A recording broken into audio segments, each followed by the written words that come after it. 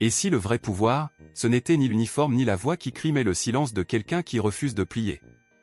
Jusqu'où peut aller un homme persuadé d'être intouchable, avant que la vérité ne le rattrape? Le son qui résonna dans la salle 4B ne fut pas le coup d'un maillet, mais l'écœurant choc de chair contre chair. Dans l'histoire du système de justice pénale d'Avignon, il n'y avait jamais eu de silence aussi terrifiant que celui qui suivit. Le sergent Stéphane Duval, un homme qui portait son insigne comme une couronne d'immunité, venait de commettre la plus grande erreur de sa vie. Il croyait discipliner un homme jugé irrespectueux. Il ne réalisa pas qu'il venait d'en venir aux mains avec le magistrat le plus puissant de la région. Ce qui se produisit dans les 10 minutes suivantes mit non seulement fin à une carrière, mais détruisit aussi un héritage. C'est l'histoire de la façon dont un officier arrogant apprit que, dans les couloirs de la justice, le karma n'a pas besoin d'armes, il n'a besoin que de la vérité. Le sergent Stéphane Duval ne patrouillait pas les rues, il les chassait. À 45 ans, avec un cou aussi épais qu'un tronc et une coupe rasée qui n'avait pas changé depuis l'école de police, Duval était une relique d'une autre époque. C'était le genre de policier qui appelait les quartiers les plus redoutés de la ville, le zoo, et les citoyens qu'il avait juré de protéger, les animaux. C'était un mardi de juillet lourd et humide, de ceux qui font briller l'asphalte et échauffent les esprits. Duval était assis dans sa Peugeot de patrouille, la climatisation lui fouettant le visage, observant le carrefour de la route des Vignes et de la rue du Moulin. Il ne cherchait pas un délit, il cherchait une raison. « Regarde ça », murmura Duval à son coéquipier, une recrue à peine sortie de sa période probatoire nommée Lucas Évrard. Duval pointa un doigt épais vers une élégante Mercedes-Benz classe argentée qui s'arrêtait doucement au feu rouge. « Belle voiture », dit Évrard en mordant dans son sandwich. « Trop belle », grogna Duval. « Contrôle le conducteur. » Évrard plissa les yeux. Un jeune, un homme noir en costume. « Exactement », dit Duval avec mépris en enclenchant la vitesse. « Argent de la drogue ou voiture volée. Dans tous les cas, il ne devrait pas rouler là-dedans dans ce quartier. Allume. » Évrard hésita. « Sergent, il s'est arrêté au feu. Il a respecté le signal. Il ne fait rien de mal. Il respire dans ma ville, Évrard. Ça me suffit comme motif. Allume les gyrophares. » La sirène fendit l'air épais d'un cri bref.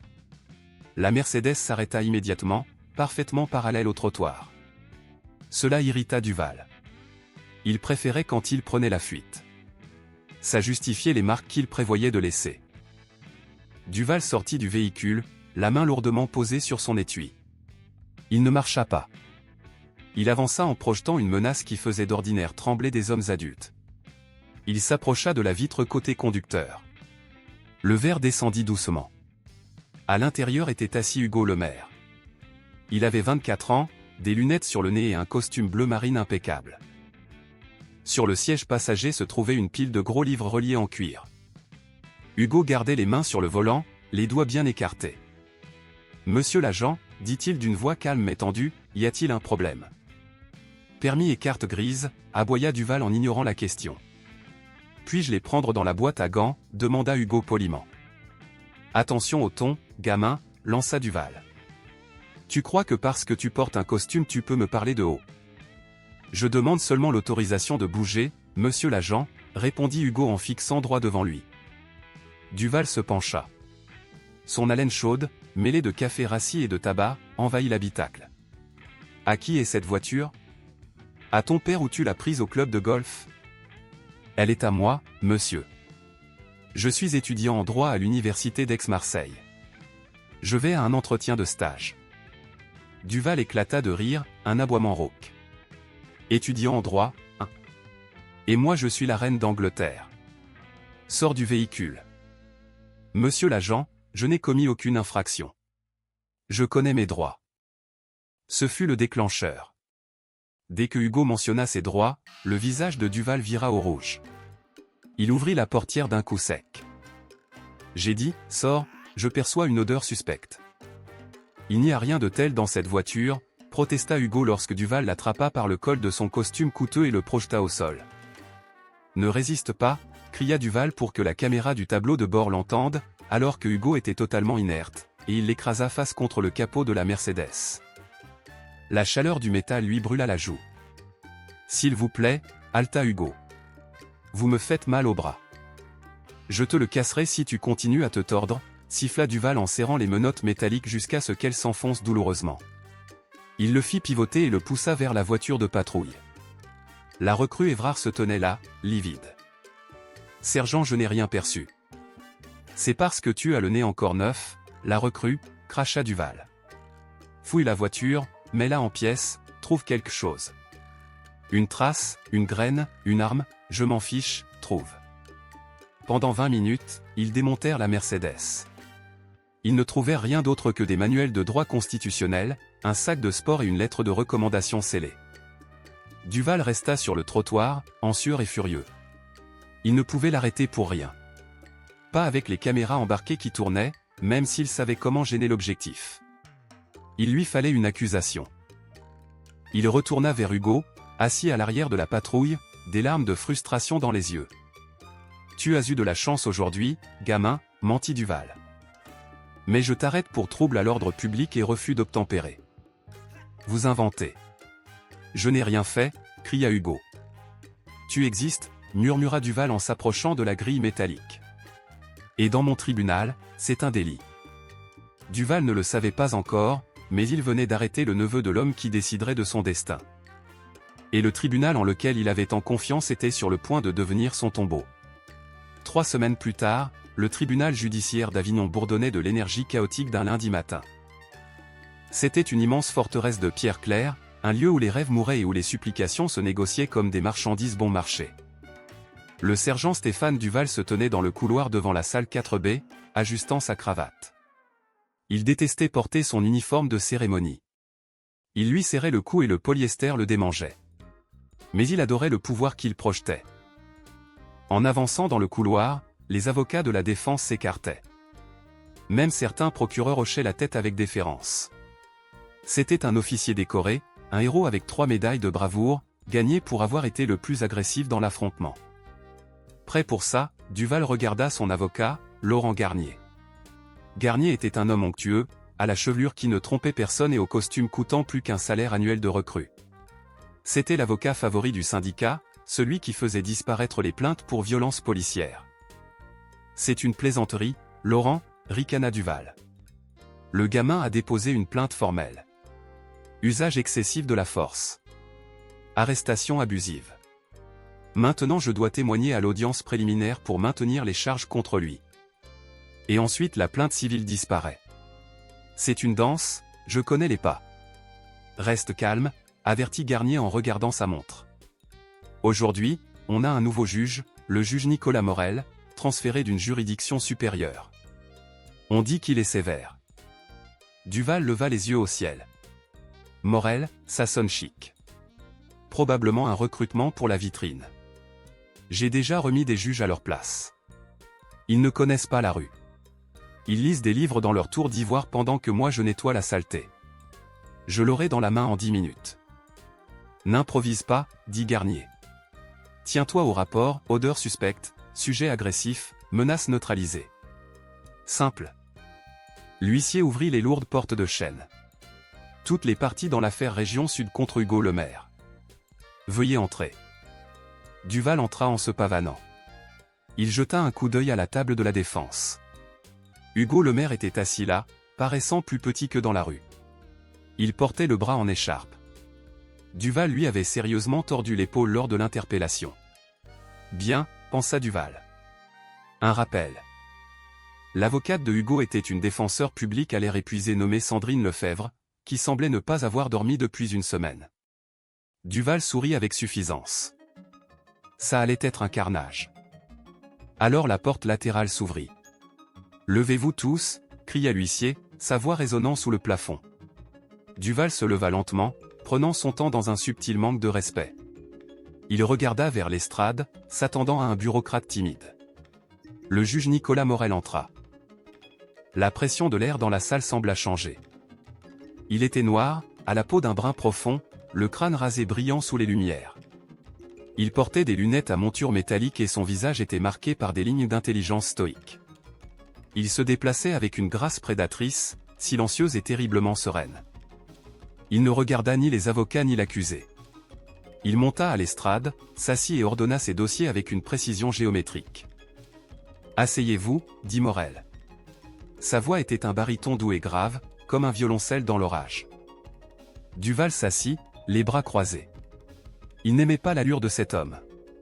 Morel avait cette autorité innée qui n'a pas besoin d'un signe pour s'imposer. Dossier numéro 4, lut Morel en levant les yeux. Son regard était sombre et indéchiffrable.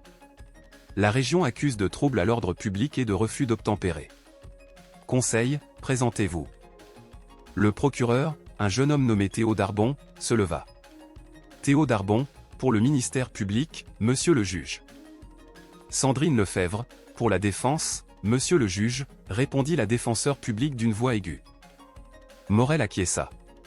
Puis son regard glissa au-delà des avocats et se fixa sur Duval, au premier rang.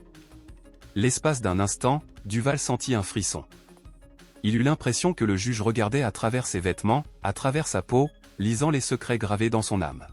« Je vois que l'agent interpellateur est présent, » dit Morel. « C'est le sergent Duval. » Duval se leva, les pouces accrochés à sa ceinture. « Oui, monsieur le juge. » Dans ma salle, agent, vous vous adresserez à moi en disant « Monsieur le juge », et vous vous tiendrez droit lorsque vous parlerez au tribunal. Est-ce clair? Le silence fut assourdissant. Duval serra la mâchoire.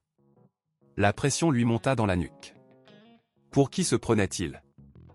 Très clair, monsieur le juge, répondit Duval avec un sarcasme à peine voilé. Morel soutint son regard pendant 3 longues secondes, sans ciller. Poursuivez, monsieur Darbon. Appelez votre premier témoin. On appela à la barre le sergent Stéphane Duval.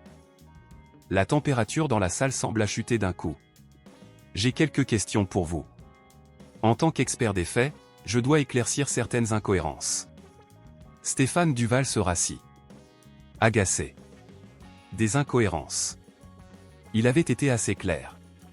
Parlons du vent, dit Nicolas Morel à voix basse. Duval cligna des yeux. Le vent. Oui. Les conditions météorologiques du 14 juillet. Morel ouvrit un dossier sur son pupitre. Je me suis permis de consulter les relevés météo officiels pour ce carrefour précis à 14h15. Le vent soufflait du nord-nord-ouest à 24 km/h. Duval haussa les épaules. Et alors? C'était une journée venteuse. Vous vous êtes approché du véhicule par le côté conducteur, poursuivit Morel en fixant Duval. La voiture était orientée vers le sud. Cela signifie que le vent frappait le côté passager et traversait l'habitacle. Il ressortait par la vitre conducteur et vous arrivait directement au visage. C'est exact? Oui, bien sûr. C'est pour ça que l'odeur était si forte. Les lèvres de Morel se plissèrent en un léger sourire. Un sourire qui n'atteignit pas ses yeux. Intéressant, parce que vous avez aussi déclaré que les vitres étaient fermées jusqu'à ce que vous frappiez au verre et que l'accusé ne les abaissait que de 5 cm. C'est exact, dit Duval en sentant une goutte de sueur lui couler sur le front. Il n'aimait pas la direction que prenait la situation, alors Morel dit en se penchant en avant, vous dites à ce tribunal qu'une odeur était si forte qu'elle justifiait de tirer un homme hors de sa voiture à travers une ouverture de 5 cm. Avec un vent de travers qui l'aurait dispersé immédiatement. Et pourtant, Morel marqua une pause pour les faits. Votre coéquipier, l'agent Évrard, a écrit dans son rapport complémentaire, déposé 3 jours après le vôtre, qu'il n'a rien perçu jusqu'à ce que vous le mentionniez. Évrard est une recrue, rugit Duval en élevant la voix. Il est enrhumé. Il ne connaît pas la rue. Et l'équipe cynophile aussi est enrhumée, demanda Morel sèchement. La salle retint son souffle. Pardon, demanda Duval, tendu. L'équipe cynophile arrivait 10 minutes plus tard, dit Morel en tournant la page. Vous ne l'avez pas mentionné dans votre déposition. L'agent Millet a amené son chien, Gaston, un chien détecteur avec une fiabilité de 98%. Le rapport dit que le chien n'a pas alerté sur le véhicule. Pas une seule fois. Duval s'agrippa à la rambarde de la barre. Ses jointures blanchirent. Les chiens se trompent. Je sais ce que j'ai perçu. Et vous, demanda Morel. Vous avez senti une occasion de harceler un jeune homme qui conduisait une voiture que vous estimiez qu'il ne méritait pas. Je m'y oppose. Le procureur Théo Darbon se leva d'un bond. Monsieur le juge, vous harcelez le témoin. Rejeté. Morel frappa le pupitre de la main. Le son claqua comme une détonation. Je teste la crédibilité. Et là, monsieur Darbon, votre témoin est en train de salir mon sol. Morel se tourna vers Duval. Vous êtes sous serment, sergent. Je vais vous le demander une fois de plus. Hugo Lemaire a-t-il résisté à l'interpellation, ou êtes-vous en venu aux mains avec lui? Le visage de Duval vira à un violet tacheté. La veine de son cou battait. Il n'était pas habitué à ça. Il était le prédateur. Il n'était pas censé être la proie. J'ai fait mon travail, siffla Duval en serrant les dents. J'ai neutralisé une menace. Une menace en costume, avec un volant entre les mains. Morel resta impassible. Très bien, regardons la vidéo. Duval se figea. La vidéo. La caméra embarquée avait dysfonctionné. L'audio était abîmé. C'est dans le dossier. Oui, dit Morel en se levant et en s'avançant jusqu'au bord de l'estrade qui dominait la salle. Le fichier que vous avez transmis indiquait que l'audio était abîmé. Or, la police d'Avignon utilise un système de sauvegarde dans le cloud pour toutes les caméras piétons et embarquées. Ce système se téléverse en temps réel sur un serveur central à la préfecture de Marseille. Apparemment, votre commissariat a oublié de vérifier la sauvegarde dans le cloud avant de supprimer le fichier local. Le cœur de Duval battait à tout rompre. Il regarda son avocat, Laurent Garnier, qui tapotait frénétiquement sur son téléphone, livide. Morel, en hochant la tête vers l'ébahie Sandrine Lefebvre, dit que la défense n'avait pas les moyens de demander les données du cloud. Mais moi, je les ai demandées ce matin. Morel appuya sur un bouton de sa console. Un grand écran descendit du plafond. La vidéo commença à défiler. Le son était net. Regardez ça, lança la voix de Duval, forte et désagréable, remplissant la salle. Argent de la drogue ou voiture volée. Allumez-les. La galerie se mit à murmurer. Puis elle se tut. La vidéo montrait Hugo Lemaire d'une politesse totale. On le voyait, les mains bien visibles. Attention au ton, gamin, disait la voix enregistrée de Duval avec mépris. Tu crois que parce que tu portes un costume tu peux me parler de haut. Puis vint le geste brutal. La salle observa, dans un silence horrifié, Duval arrachait la portière d'un coup. On entendit la supplique affolée de Hugo, je n'ai commis aucune infraction. On vit Duval le projeter contre le capot. On entendit le craquement effroyable de l'épaule de Hugo contre le métal, puis le souffle lourd d'une menace.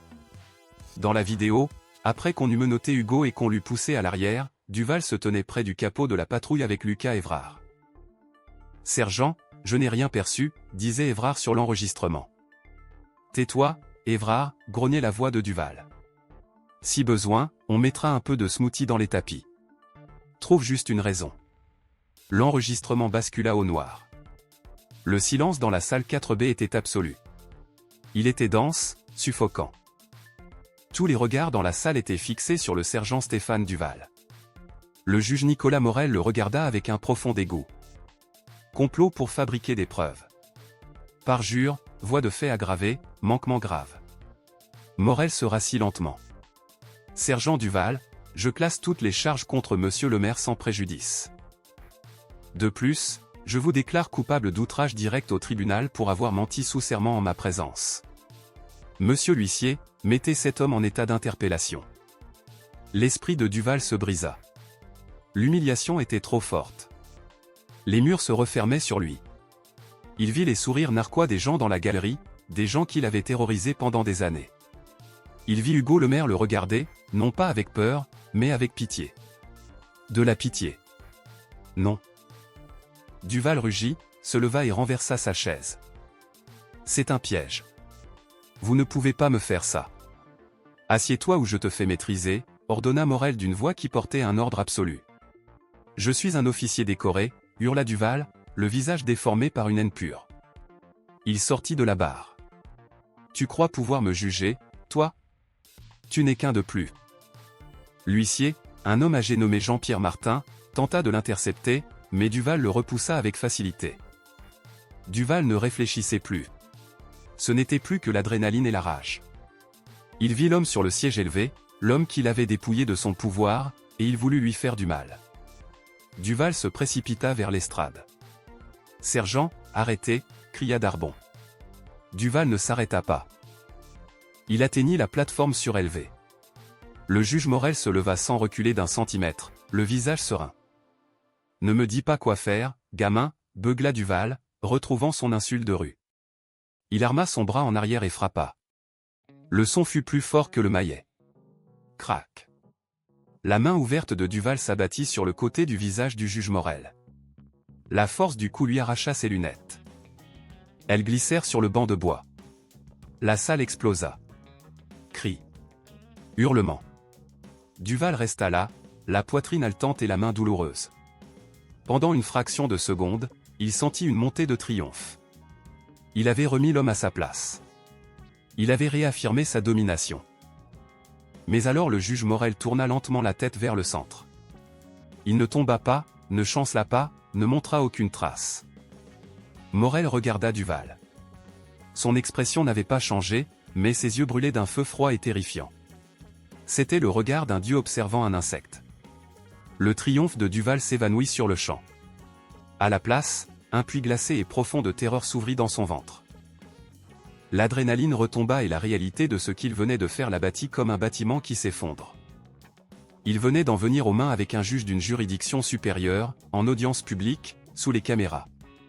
L'huissier, déjà remis, saisit Duval par derrière, rejoint par deux autres agents surgis des portes latérales. Ils le plaquèrent au sol, les genoux dans le dos. « Lâchez-moi » haleta Duval. Mais la lutte était terminée. Il leva les yeux du tapis, la joue collée à la poussière. Il regarda vers l'estrade. Le juge Morel ramassa ses lunettes, les inspecta, les remit et regarda le groupe d'agents qui tenaient Duval. « Lâchez-le » dit Morel à voix basse. Les agents hésitèrent. « Monsieur le juge, c'est dangereux. » « J'ai dit, lâchez-le » ordonna Morel. « Je veux qu'il me regarde. » Les agents remirent Duval debout. Son uniforme était froissé et sa cravate de travers. Il haletait, le regard fixé sur la salle comme un animal acculé. Morel se pencha au-dessus du banc. Il ne cria pas. Il parla dans un murmure que le micro amplifia jusqu'au dernier rang. « Vous pensiez être la loi, monsieur Duval » dit Morel. « Vous croyez que votre insigne était un bouclier qui vous protégerait de vos propres fautes? Vous croyez que vous pouviez gifler la justice et partir ?» Morel se redressa, sa robe flottant comme les ailes d'un ange vengeur. « Vous venez de commettre la dernière erreur de votre vie, et maintenant le cours commence. » Les échos des paroles du juge Morel flottèrent dans l'air comme une fumée après une explosion. Duval se tenait entre deux agents, la poitrine heurtée, le visage devenu un masque de stupeur qui se transforma peu à peu en horreur. L'adrénaline qui l'avait poussé à frapper le juge s'éteignait, remplacée par la compréhension froide et dure de sa situation. « Capitaine » dit le juge Morel en s'adressant au chef de la sécurité du tribunal qui venait d'entrer. « La procédure prévoit que lorsqu'un agent des forces de l'ordre commet un crime grave en audience publique, il cesse de l'être, retirez-lui son équipement. » Duval ouvrit de grands yeux. « Vous ne pouvez pas faire ça » dit-il en se raclant la gorge. « J'ai des droits syndicaux. Je veux mon représentant. » « Vos droits syndicaux s'arrêtent là où commence mon tribunal » dit Morel d'une voix froide comme l'azote liquide.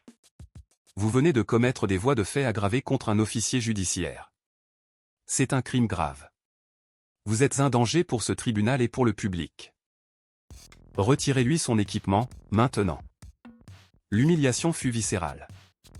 Devant la galerie, désormais pleine de gens diffusant en direct sur leur téléphone, les agents retirèrent à Duval sa ceinture d'équipement. Le bruit sec des menottes, de la matraque et du spray au poivre tombant au sol résonna comme un clou funèbre. Puis vint l'insigne. Le capitaine attrapa l'étoile argentée que Duval portait sur la poitrine. L'étoile qu'il avait astiquée chaque matin pendant 20 ans. L'étoile qu'il avait utilisée pour terroriser son secteur. Le capitaine l'arracha d'un coup de tissu et la posa sur l'estrade du juge. Duval se sentit à nu. Sans l'insigne, il n'était plus un dieu. Il n'était qu'un homme d'âge mûr au mauvais caractère, avec une peine de prison qui se profilait. « Stéphane Duval » annonça Morel d'une voix retentissante. « Pour outrage direct au tribunal pour mensonge sous serment et pour les voies de fait commises en ma présence, je vous condamne à la peine maximale permise par la loi. 6 mois au centre correctionnel du Vaucluse, avec effet immédiat. Il n'y aura pas de remise en liberté. »« 6 mois, s'exclama Duval. « Pour une gifle, ce n'est que pour la gifle. » Morel le corrigea en se penchant en avant, le regard planté dans l'âme de Duval. Le procureur est déjà en train de rédiger les charges de parjure, de falsification de rapports, de faute officielle et de voies de fait aggravées. Ces dossiers peuvent entraîner jusqu'à 30 ans. Vous ne rentrerez pas chez vous ce soir, monsieur Duval. Vous ne rentrerez pas chez vous avant très, très longtemps. Tandis que les agents l'emmenaient, Duval jeta un regard affolé vers la table de la défense. Laurent, fais quelque chose. Appelle le chef. Laurent Garnier, son avocat, rangeait déjà sa mallette. Il ne leva pas les yeux. Je me retire du dossier, Stéphane. Je ne représente pas ceux qui s'en prennent à des policiers, ni ceux qui maltraitent des juges. Vous êtes seul. On traîna Duval vers la porte latérale, l'entrée des détenus. En passant devant le premier rang, son regard croisa celui de Hugo Lemaire. Hugo se leva lentement. Il ne semblait pas en colère, il semblait digne. Le juge Morel leva la main. Attendez. Les agents s'arrêtèrent, tenant Duval près de la porte. Morel regarda Hugo, puis Duval. Un petit sourire triste se dessina sur les lèvres du juge. Il y a un détail que vous avez manqué dans votre enquête, monsieur Duval, dit Morel à voix basse. Vous avez supposé que monsieur le maire était un délinquant à cause de sa voiture et de la couleur de sa peau. Vous vous êtes moqué de lui en parlant d'un père riche. Morel désigna Hugo. Hugo le maire est mon neveu, le fils de ma sœur. Le visage de Duval pâlit au point de devenir cireux. La salle resta bouche bée. Il a cumulé 3 emplois pour acheter cette voiture, poursuivit Morel. Et les livres que vous avez jetés au sol. Il étudiait pour devenir procureur. Il veut mettre les mauvais hors d'état de nuire. Il semble, monsieur Duval, qu'aujourd'hui vous en avez enfin attrapé un. Morel frappa le maillet. Le son résonna comme un tonnerre scellant une tombe. Sortez-le de ma vue. Duval tenta de crier, mais le son se coinça dans sa gorge tandis qu'on le traînait vers l'obscurité des cellules. La dernière chose qu'il vit fut l'éclair des caméras captant sa chute. La vidéo de la gifle circulait sur Internet avant même qu'on lui prenne ses empreintes. Quand on le plaça en isolement pour sa propre protection, car la population générale aurait pu s'en prendre à un policier, le mot dièse, GJ Judge Slap, était déjà tendance mondiale. Duval s'assit sur la couchette de métal froide, tremblant. Il chercha son téléphone pour appeler sa femme, puis réalisa qu'on lui avait confisqué ses affaires. Il était seul, et le karma commençait à peine à chauffer. 6 mois plus tard, la chute en disgrâce était totale. Stéphane Duval n'était plus le sergent Duval, il était le détenu numéro 8940. Il avait tout perdu. La police l'avait licencié 3 jours après l'incident pour sauver les apparences. Sa pension fut gelée dans l'attente du procès criminel. Sa femme, incapable de supporter la honte et les menaces explicites taguées à l'entrée de leur pavillon, demanda le divorce et partit en Occitanie. Il était ruiné, seul, et l'homme le plus détesté d'Avignon. Il était maintenant assis dans une autre salle. Cette fois, il ne portait pas son uniforme bleu impeccable. Il portait une combinaison orange mal ajustée qui sentait le détergent industriel et la sueur d'autrui. Il avait les poignets attachés à une chaîne. Le procès pour crime grave était qualifié par les médias locaux de procès du siècle. Comme le juge Morel était la victime, il ne pouvait évidemment pas présider. L'affaire avait été attribuée à la juge Nathalie Beaumont, une femme sévère connue pour infliger les peines maximales aux délinquants violents. Mais le pire pour Duval, ce n'était pas la juge, c'était le procureur. Le parquet, désireux d'effacer la tâche de corruption que Duval avait laissée dans le service, envoya son meilleur avocat, le procureur adjoint Lucas Caron. Lucas Caron était jeune, brillant et implacable. Il était aussi l'homme vers lequel Hugo Lemaire se rendait pour un entretien ce jour funeste. « Veuillez décliner votre nom pour le procès-verbal », dit Caron, debout au pupitre. Stéphane Duval, l'ancien officier, marmonna.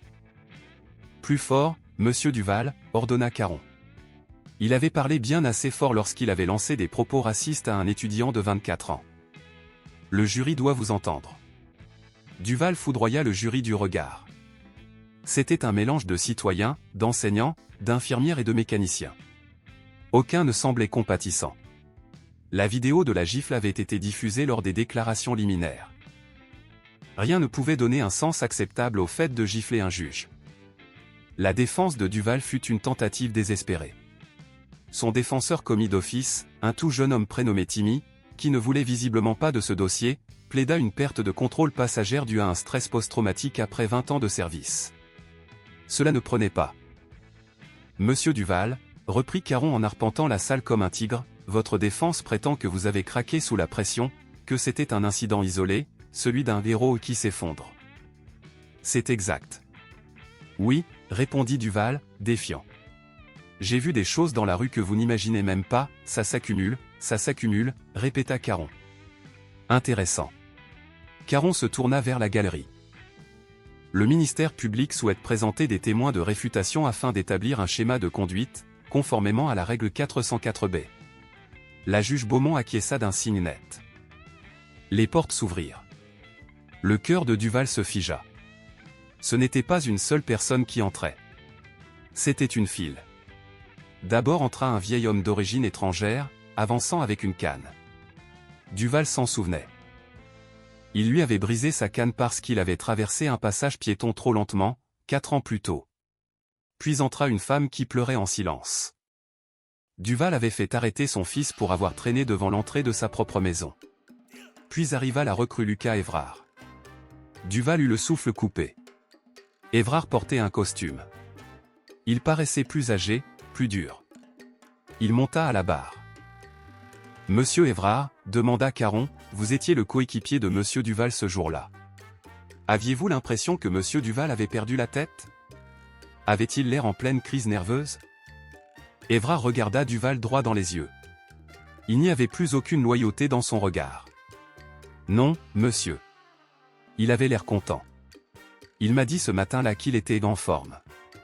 Il a dit qu'il voulait gâcher la journée de quelqu'un. Le jury resta bouche bée. A-t-il utilisé des mots précis à propos de monsieur le maire? Oui, dit Évrard, la voix légèrement tremblante. Il a dit, regardez cet animal dans la voiture de luxe. Il faut le mettre en cage.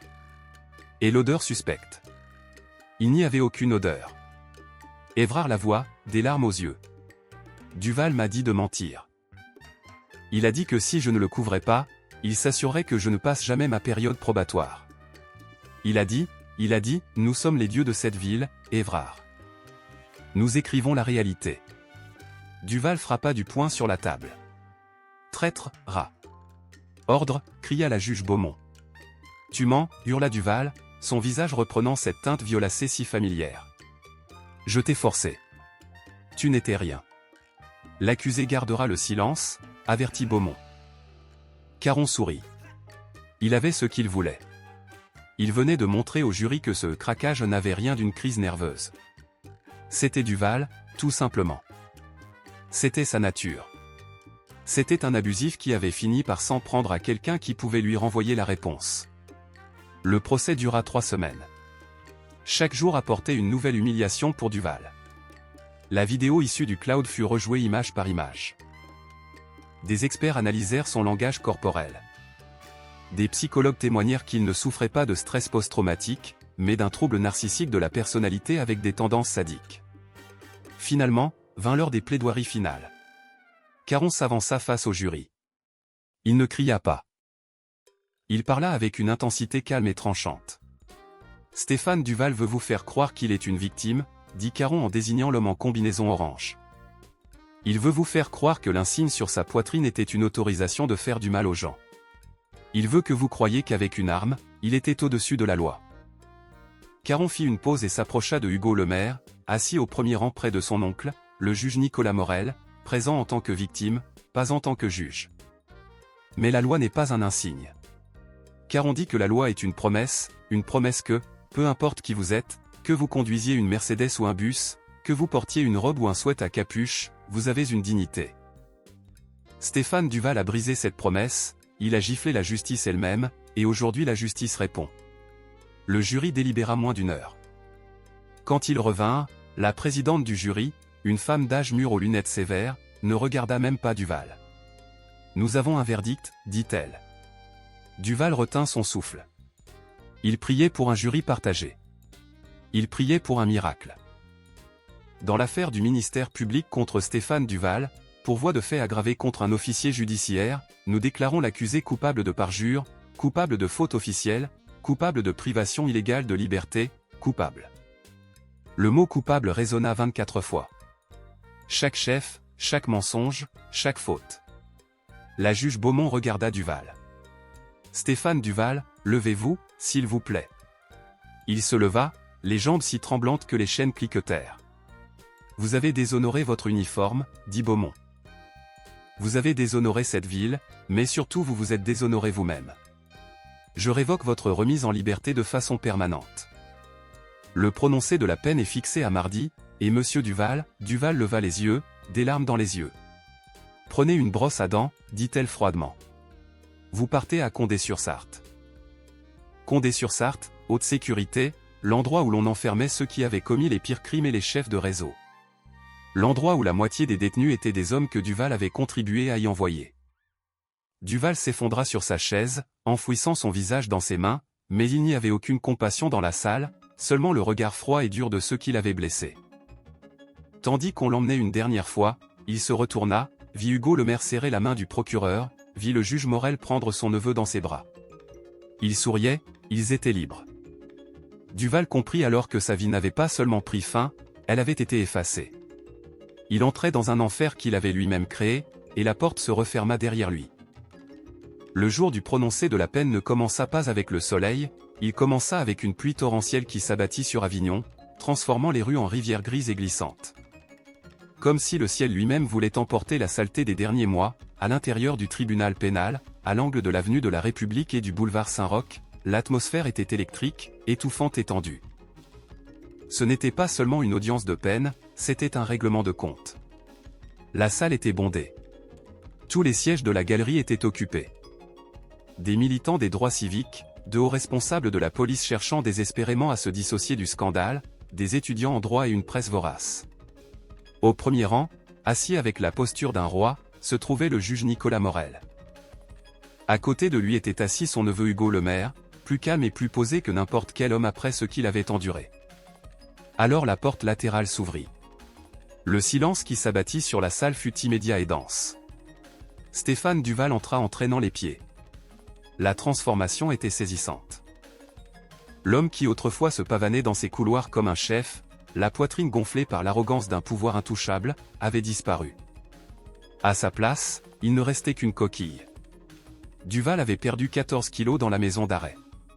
Sa peau était pâle, de la couleur d'une pâte humide, et son ancienne coupe militaire était devenue des mèches grises et irrégulières. Il portait la combinaison orange vive d'un détenu à haut risque et une lourde chaîne d'acier encerclait sa taille. Ses poignets étaient attachés à la ceinture et ses chevilles entravées. Il avançait avec un rythme lent, métallique, tintant, qui sonnait comme une marche funéraire. Il ne regardait ni la galerie ni les caméras, il fixait ses chaussures de toile bon marché, tremblant. La juge Nathalie Beaumont entra dans la salle. C'était une femme de petite taille, mais d'une présence imposante. Elle monta à l'estrade, sa robe noire flottant autour d'elle, et observa la procédure avec des yeux qui avaient vu toutes les excuses que l'humanité pouvait offrir. Nous sommes ici pour prononcer la peine dans l'affaire du ministère public contre Stéphane Duval, annonça-t-elle d'une voix qui brisa le silence. L'accusé a été déclaré coupable de tous les chefs, y compris des voies de fait aggravées sur un officier judiciaire, de faute officielle, de parjure et de privation illégale de liberté. Nous allons procéder. Le procureur Lucas Caron se leva. Aujourd'hui, il n'avait pas besoin de dramatisation. La victoire était déjà acquise. Il s'agissait maintenant d'enterrer le dossier. Madame la juge, commença Caron en boutonnant sa veste. Le ministère public n'a pas l'intention de s'appesantir. Les preuves parlent d'elles-mêmes. Mais avant le prononcé, la victime, monsieur Hugo Lemaire, a exercé son droit à une déclaration marquante. La juge Beaumont acquiesça. Monsieur Lemaire, veuillez prendre le pupitre. Hugo se leva, lissa le devant de son costume bleu marine, de la même couleur que le jour de son interpellation. Un discret rappel du souvenir. Il marcha vers le pupitre de bois au centre de la salle, à seulement 3 mètres de l'homme qui avait tenté de le briser. Duval refusa de lever les yeux. Il était voûté, fixant le veinage de la table de la défense, tirant sur un fil qui dépassait de sa manche orange. « Monsieur Duval, dit Hugo. » Sa voix n'était pas forte, mais elle portait. On l'entendit jusqu'au fond de la salle sans micro. « J'ai besoin que vous me regardiez. » Duval frissonna, mais ne bougea pas. « Regardez-moi. » La voix de Hugo claqua comme un fouet. Lentement, avec douleur, Duval releva la tête. Ses yeux étaient rouges et creusés, pleins d'un mélange de terreur et de rancœur tenace. « Merci, » dit Hugo, retrouvant sa voix dans un ton calme et terrifiant. « J'avais écrit un discours pour aujourd'hui. J'avais écrit sur la douleur dans mon épaule quand vous m'avez écrasé contre la voiture. J'avais écrit sur les cauchemars pendant des semaines, à rêver d'être enfermé dans une cage pour un crime que je n'avais pas commis. J'avais écrit sur l'humiliation de voir des inconnus regarder une vidéo de moi en train de supplier pour ma sécurité. » Hugo fit une pause et déchira en deux la feuille qu'il tenait. Le son fut aigu dans la salle silencieuse. « Mais je ne veux pas parler de moi, je veux parler de vous. » Hugo se pencha en avant, agrippé aux côtés du pupitre. « Vous m'avez traité d'animal. Vous avez regardé ma voiture, ma peau et ma réussite et vous avez décidé que je n'avais pas ma place dans votre monde. Vous pensiez être le gardien. Vous pensiez que l'insigne sur votre poitrine faisait de vous un dieu. » Hugo secoua lentement la tête, mais assis là, enchaîné, privé de votre arme et de votre autorité, j'ai compris quelque chose. Je ne vous hais pas, je vous plains. Duval serra la mâchoire. Une larme glissa le long de sa joue, sur sa barbe naissante. Vous êtes un petit homme, et vous avez peur. Hugo continua. En articulant chaque mot avec une précision chirurgicale, vous avez utilisé la peur pour imposer le respect parce que vous n'aviez pas la force de caractère pour le mériter. Vous intimidiez les gens parce que cela vous faisait vous sentir supérieur, mais au moment où vous avez giflé mon oncle, au moment où vous avez frappé le juge Morel, vous n'avez pas seulement enfreint la loi, vous avez révélé votre vrai visage au monde. Vous êtes un abusif qui a enfin cherché un affrontement qu'il ne pouvait pas gagner. Hugo se tourna vers la juge Beaumont. Madame la juge, cet homme a tenté de me voler mon avenir. Il a tenté de me voler ma liberté. Si c'était à lui, je serais un délinquant aujourd'hui et lui patrouillerais encore, à la recherche de sa prochaine victime. Je vous demande de lui donner le temps qu'il a essayé de me prendre. Je vous demande de le condamner. Pas seulement pour ce qu'il a fait, mais pour ce qu'il est. Hugo regagna sa place. Le silence qui suivit fut dense, chargé du poids de la vérité. La défense souhaite-t-elle s'exprimer, demanda la juge Beaumont. Le défenseur commis d'office de Duval, le jeune Timmy, épuisé, donna un coup de coude à son client. « Lève-toi, Stéphane. C'est ta seule chance. » Duval se leva avec difficulté. Les chaînes résonnèrent fortement. Il s'essuya le nez avec l'épaule, incapable d'utiliser ses mains librement. « Madame la juge, » dit Duval d'une voix rauque. Sa voix sonnait comme si elle était pleine de gravier. « Je voulais juste dire, » il s'arrêta. Il regarda autour de lui, vit la presse dessiner son visage.